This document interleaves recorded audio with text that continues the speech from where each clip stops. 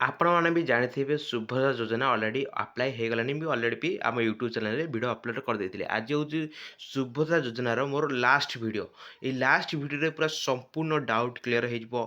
କ'ଣ କ'ଣ ଡକୁମେଣ୍ଟ ନେଇକି ଯିବେ, କେମିତି ଆପ୍ଲାଏ କରିବେ ଏବଂ ଯାହା ସବୁ ଡକୁମେଣ୍ଟ ଭୁଲ ଅଛି ଓକେ ମୁଁ ତୁମକୁ କହିଦେଉଛି ଆଧାର କାର୍ଡ଼ ଯଦି ଆପଣଙ୍କର ଆଧାର କାର୍ଡ଼ ମୋବାଇଲ୍ ନମ୍ବର ଲିଙ୍କ୍ ନାହିଁ ତାହେଲେ କ'ଣ କରିବେ, ହେବ କି ନାହିଁ, ସରି ଆଧାର କାର୍ଡ଼ ବାପା କିମ୍ବା ସ୍ୱାମୀଙ୍କ ନାଁ ନାହିଁ କ'ଣ କରିବେ, ଆଉ ବ୍ୟାଙ୍କରେ ଯେଉଁ ମୋବାଇଲ୍ ନମ୍ବର ଲିଙ୍କ୍ ଅଛି ସେଇଥିରେ ଆଧାର କାର୍ଡ଼ ମୋବାଇଲ୍ ନମ୍ବର ଲିଙ୍କ୍ ନାହିଁ ସମ୍ପୂର୍ଣ୍ଣ ଡାଉଟ୍ କ୍ଲିୟର ଏଇ ଭିଡ଼ିଓ ମାଧ୍ୟମରେ କହିଦେବି। ବିନା ସ୍କିପ୍ ଭିଡ଼ିଓ ଦେଖ, ଭିଡ଼ିଓ ଫାଷ୍ଟ ଲାଷ୍ଟ ଦେଖ ଏବଂ ଫାଷ୍ଟ ଟାଇମ୍ ଆମ ଚ୍ୟାନେଲକୁ ଭିଜିଟ୍ କରୁଥିଲେ ନିହାତି ଭାବରେ ଫାଷ୍ଟ ଟାଇମ୍ ଆମ ଚ୍ୟାନେଲକୁ ଭିଜିଟ୍ କରୁଥିଲେ ଫାଷ୍ଟ କରି ସବସ୍କ୍ରାଇବ୍ କରି ରଖ। ଏମିତି ଭଲ ଭଲ ରିଲେଟେଡ୍ ଭିଡ଼ିଓ ପାଇବି ଓ ଆପଣଙ୍କର ମଧ୍ୟ ବହୁତ ହେଲ୍ପଫୁଲ୍ ମଧ୍ୟ ହେଇଯିବ। ଫାଷ୍ଟ କଥା ହେଉଛି ଆପଣମାନଙ୍କ ଅଲରେଡ଼ି ଷ୍ଟାର୍ଟ ହେଇଗଲାଣି। ଆପଣମାନଙ୍କୁ ଯେଉଁ ଫର୍ମ ଯେଉଁଠି ଆଣିଥିବେ ଅଙ୍ଗନବାଡ଼ି କିମ୍ବା ଜନସେବା କେନ୍ଦ୍ରରେ ଫାଷ୍ଟ କରି ଫର୍ମଟି ପୂରଣ କରିବେ।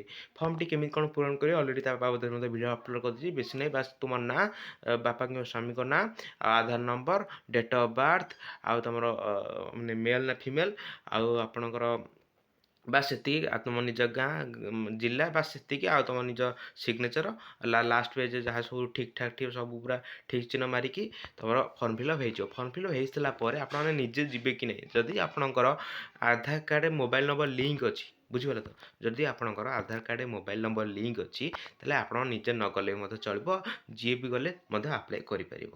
ଯଦି ଆପଣଙ୍କର ଆଧାର କାର୍ଡ଼ ମୋବାଇଲ୍ ନମ୍ବର ଲିଙ୍କ୍ ନାହିଁ ତାହେଲେ ଫିଙ୍ଗର ପ୍ରିଣ୍ଟ ତୁମକୁ ସେଇଟା ଫିଙ୍ଗର ପ୍ରିଣ୍ଟ ଥ୍ରୋରେ ହେବ, ତେଣୁ ଆପଣମାନଙ୍କୁ ଯିବାକୁ ପଡ଼ିବ ଯେଉଁଠି ବି ସେଇଟା ଆପ୍ଲାଏ ହେଉଛି। ଜନସେବା କେନ୍ଦ୍ରରେ ମଧ୍ୟ ଆପ୍ଲାଏ ହେଉଛି।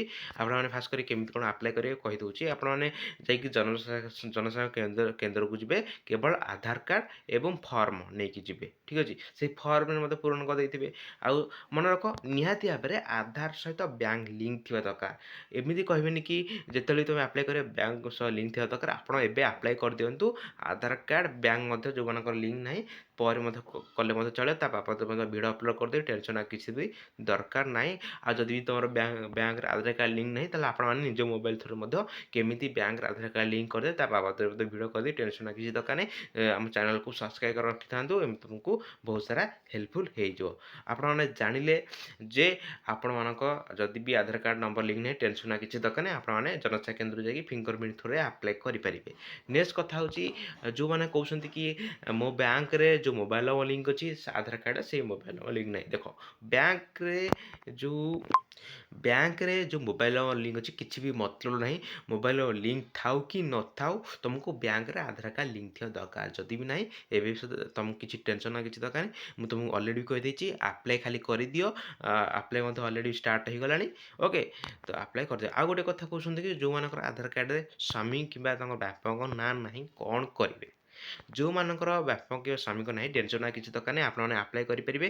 ଯେଉଁ ଭୋଟ୍ ପରିଚୟ ପତ୍ରରେ ଯେମିତି ତୁମ ସ୍ୱାମୀଙ୍କ ନାଁ କିମ୍ବା ବାପାଙ୍କ ନାଁ ଯାହା ବି ଯେମିତି ଯେଉଁ ସ୍ପେଲିଂରେ ଲେଖା ହେଇଛି ଆପ୍ଲାଏ ବେଳେ ଜନସେବା କେନ୍ଦ୍ରକୁ ଯାଇକି ଯେଉଁ ବାପା ନାଁ ଲେଖା ହେଇଥିବ ଆପଣମାନେ ସେଇ ନାମଟି ଦେଇଦେବେ, ତାପରେ ମଧ୍ୟ ଅପଡ଼େଟ୍ ମଧ୍ୟ କରିଦେବେ, ଠିକ୍ ଅଛି।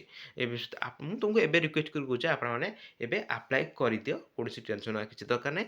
ଯେଉଁମାନଙ୍କର ମାନେ ଆଧାର କାର୍ଡ଼ର ବ୍ୟାଙ୍କ ସହିତ ଲିଙ୍କ୍ ନାହିଁ, ଯେଉଁ ବ୍ୟାଙ୍କ ବି ଦେଉଛ ମନେ ରଖ, ଯେଉଁ ବ୍ୟାଙ୍କ ବି ଦେଉଛ ଆମ ସୁଭଦ୍ରା ଯୋଜନା ଆକାଉଣ୍ଟ ନମ୍ବର ଯେତେବେଳେ ତୁମେ ଆପ୍ଲାଏ କରାଯିବ ଆକାଉଣ୍ଟ ନମ୍ବର ଆଇଏଫଏସି କୋଡ଼୍ କିଛି ଦରକାର ହେଉନି, କେବଳ ବ୍ୟାଙ୍କ ନେମ୍ଟା ମାନେ ତାମାନେ ବୁଝିଯାଅ ଯେ ଏଇ ତୁମ ଯେଉଁ ସେଟେଲମେଣ୍ଟ ମିଳିବ ଯେଉଁ ପଇସାଟା ମିଳିବ ଆଧାର କାର୍ଡ଼ ଥ୍ରୋରେ ମିଳିବ। ଆଧାର କାର୍ଡ଼ରେ ଯେଉଁ ବ୍ୟାଙ୍କ ଲିଙ୍କ୍ ଥିବ ନିହାତି ଭାବରେ ସେଇ ବ୍ୟାଙ୍କକୁ ପଇସା ଯିବ। ଯଦି ବି ଲିଙ୍କ୍ ନାହିଁ ତାହେଲେ ଆପଣମାନେ ଭାବି ଦିଅନ୍ତୁ ଆପଣମାନଙ୍କୁ ପଇସା ମିଳୁନି, କାରଣ ଆପଣଙ୍କ ଆଧାର କାର୍ଡ଼ ଥ୍ରୋରେ ବ୍ୟାଙ୍କ ମାନେ ଲିଙ୍କ୍ ନଥିବ ନା, ତ ସେଇଟା କେମିତି ପଇସା ମିଳିବ। ତେଣୁ ରିକ୍ୱେଷ୍ଟ କରି କହିବୁ ଯେ ଆପଣମାନେ ବ୍ୟାଙ୍କ ସହିତ ଆଧାର କାର୍ଡ଼ ଲିଙ୍କ୍ କରି ଦିଅନ୍ତୁ, ଓକେ। ଯଦି ବି ନାହିଁ ଟେନସନ୍ କିଛି ଦରକାର ନାହିଁ। ଫାଷ୍ଟ କରି ଆପଣମାନେ ଆପ୍ଲାଏ କରିଦିଅନ୍ତୁ। କେଉଁ ବ୍ୟାଙ୍କ ଆପ୍ଲାଏ କରିବେ ଫାଷ୍ଟ କରି କରିଦିଅନ୍ତୁ, ତା ବାବଦରେ ମଧ୍ୟ ଭିଡ଼ିଓ ଅପଲୋଡ଼ କରିଦେଇ ଟେନସନ୍ କିଛି ଦରକାର ନାହିଁ। ଆଶା କରୁଛି ସୁଭଦ୍ରା ଯୋଜନାକୁ ନେଇ କୌଣସି ବି ଡାଉଟ୍ ନଥିବ, ସବୁ କିଛି ଡିଟେଲ୍ସ ମଧ୍ୟ କହିଦେଲି। ଯଦି ବି କିଛି ବି ଡାଉଟ୍ ଅଛି ନିହାତି ଭାବରେ କମେଣ୍ଟ ବକ୍ସରେ ନିଜର ମତାମତ ଦେଇଦିଅ। ତ ରହୁଛି ଦେଖା ନେକ୍ସଟ ଭିଡ଼ିଓରେ, ସେଥିପାଇଁ ଜୟ ଜଗନ୍ନାଥ।